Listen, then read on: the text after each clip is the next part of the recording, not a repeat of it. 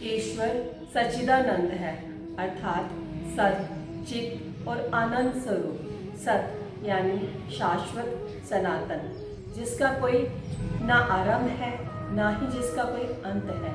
चित यानी चेतना, बुद्धि और मन। परमात्मा कल्याण स्वरूप है। कल्याण स्वरूप होने के कारण परमात्मा का एक नाम शिव भी है।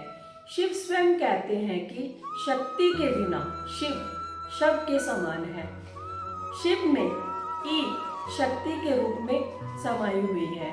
अब आप खुद देखिए, यही शक्ति ऊर्जा के रूप में हमारे शरीर में संचार करती है। यही शक्ति पेड़ पौधों में, जीव जंतुओं में समाई हुई है। अगर दो पत्थरों को आपस में रगड़ दें तो उसमें से अग्नि निकलती है। हम इन पत्थरों को निर्जीव मानते हैं, लेकिन शक्ति तो उसमें भी समाई हुई है। आज इसी शक्ति के अर्धनारीश्वर रूप की हम चर्चा करेंगे। हम सभी जानते हैं कि हमारा शरीर 5 तत्वों से बना हुआ है: आकाश, वायु, अग्नि, जल और पृथ्वी। सबसे पहले हम बात करेंगे पृथ्वी तत्व की। हमारे सनातन धर्म में कहा गया है कि किसी भी कार्य को शुरू करने से पहले श्री गणेश कीजिए, अर्थात सबसे पहले गणपति जी की पूजा कीजिए। जैसे कि मैंने पिछले वीडियो में बताया कि हमारे शास्त्र ईड़ा, पिंगला और सुषुम्ना 3 मुख्य नाड़ियों पर आधारित हैं। गणपति का एक स्वरूप विघ्नहर्ता के रूप में है। अब हम उसी रूप की चर्चा करेंगे। जब हमारे जीवन में कोई भी कष्ट आता है, चाहे वो शारीरिक हो, चाहे वो व्यापार से संबंधित हो, चाहे वो परिवार से संबंधित हो, किसी भी कष्ट के लिए हम या तो आयुर्वेद का सहारा लेते हैं, या ज्योतिष शास्त्र का सहारा लेते हैं, या किसी मंत्र उच्चारण का सहारा लेते हैं, या फिर मंदिर में जाते हैं। जब हम किसी कार्य की शुरुआत करते हैं, वो हुआ श्री गणेश करना। अब जब हम किसी मंत्र का उच्चारण करते हैं तो हमारे शरीर में एक ऊर्जा संचार करती है। वो ऊर्जा के बनने से धीरे धीरे हमारे शरीर में से विघ्न निकलने शुरू हो जाते हैं, अर्थात तत्वों का संतुलन होना शुरू हो जाता है। इसको बोलते हैं विघ्नहर्ता। अगर हम किसी मंत्र का उच्चारण लगातार करते हैं तो उस ऊर्जा के बनने से पहले रिद्धि आती है और फिर सिद्धि आती है। ये है गणपति जी की 2 पत्नियां। फिर शुभ भी होता है और फिर लाभ भी होता है। हम सब जानते हैं कि माँ पार्वती ने गणेश जी को मिट्टी से बनाया था। अब अपने शरीर की तरफ देखते हैं तो हमारे शरीर की पहली सतह जो है वो मिट्टी से बनी हुई है। अगर हम बाहर की तरफ देखते हैं तो वही ढांचा पेड़ पौधों के रूप में मिलता है, जिसमें शक्ति का निवास है। अगर हम अपने शरीर की बात करते हैं तो दायां भाग जो है वो पुरुष का है और बायां भाग जो है वो प्रकृति का है। इसी तरह जो भी आकार है, चाहे वो पेड़ पौधों के रूप में है, चाहे वो जीव जंतुओं के रूप में है, चाहे मनुष्य के रूप में है, जो शरीर है वो पुरुष है और जो उसके अंदर शक्ति निवास करती है वो शक्ति स्वरूपा नारी है, स्त्री है। ज्योतिष शास्त्र के अनुसार बुध का रंग हरा है और मंगल का रंग लाल है। आपने देखा होगा कि गणपति जी को 3 रंग के वस्त्र अर्पित किए जाते हैं: हरे रंग के, लाल रंग के और पीले रंग के।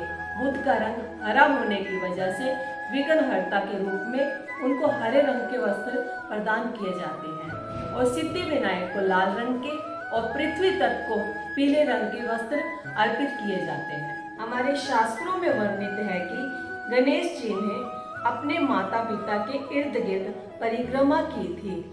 पृथ्वी तत्व का बीज मंत्र लम है। अगर हम लम शब्द का उच्चारण करते हैं तो मूलाधार चक्र पर एक ही जगह पर गोल चक्र बनता है। वो ऊर्जा उसी हिस्से में गोल चक्र के रूप में घूमती रहती है। ये होता है माता पिता के इर्द गिर्द परिक्रमा करना। अब हम बात करते हैं कि गणेश जी का जो मुख है वो गजमुख क्यों है। अगर हम पृथ्वी तत्व की बात करते हैं, क्योंकि गणेश जी मिट्टी से बने हुए हैं, तो पृथ्वी तत्व पर 4 दल की पंखुड़ी है। अगर आप उसको ध्यान से देखें तो मध्य में ल अक्षर लिखा हुआ है और उसके दाएं तरफ श लिखा है। श यानी शक्ति। उसके बाद में पीछे की तरफ पेट जीरा श वाला श लिखा हुआ है, बाएं तरफ स लिखा हुआ है और उसके आगे ब लिखा हुआ है। अगर विज्ञान की भाषा में हम बात करें तो विज्ञान कहता है कि शुक्र और पृथ्वी जुड़वा बहनों की तरह है।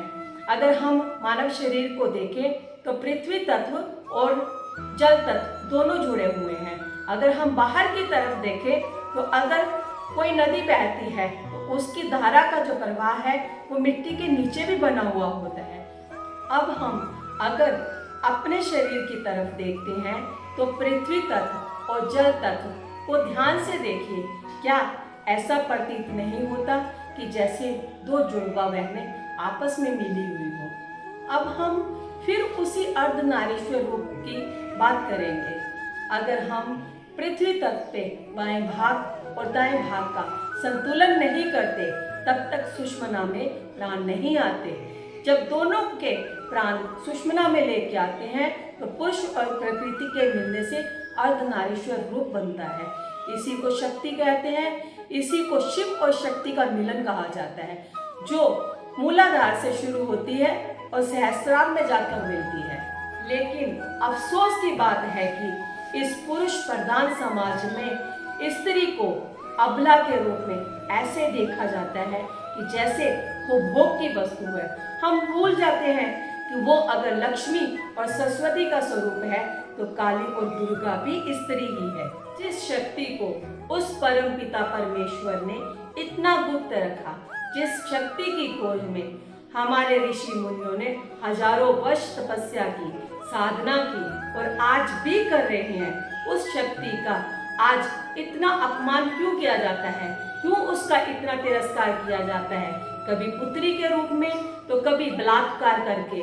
हाल ही में मणिपुर की एक घटना घटित हुई थी जिसमें 2 युवतियों को नंगा घुमाया गया। क्या ये शक्ति का सम्मान है? आज हमारे साधु संत इतना देखने के बाद में भी चुपचाप मौन साध कर बैठे हैं। क्या हम सच में शक्ति की उपासना कर रहे हैं?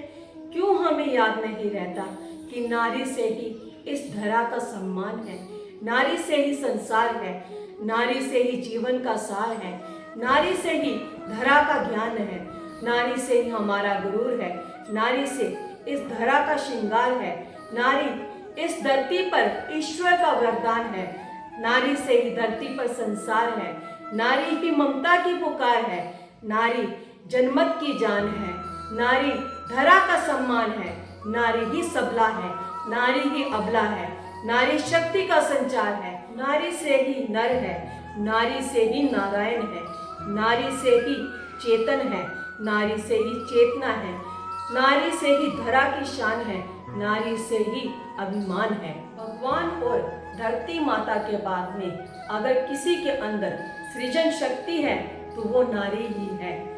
नारी ही शक्ति है, नारी ही प्रकृति है। सरस्वती का रूप है नारी, लक्ष्मी का स्वरूप है नारी। जब धरा पर बढ़ जाए अत्याचार, काली दुर्गा का रूप है नारी। नारी ही शक्ति है नर की, विश्व स्वरूपा जगत जननी, शक्ति है शिव की।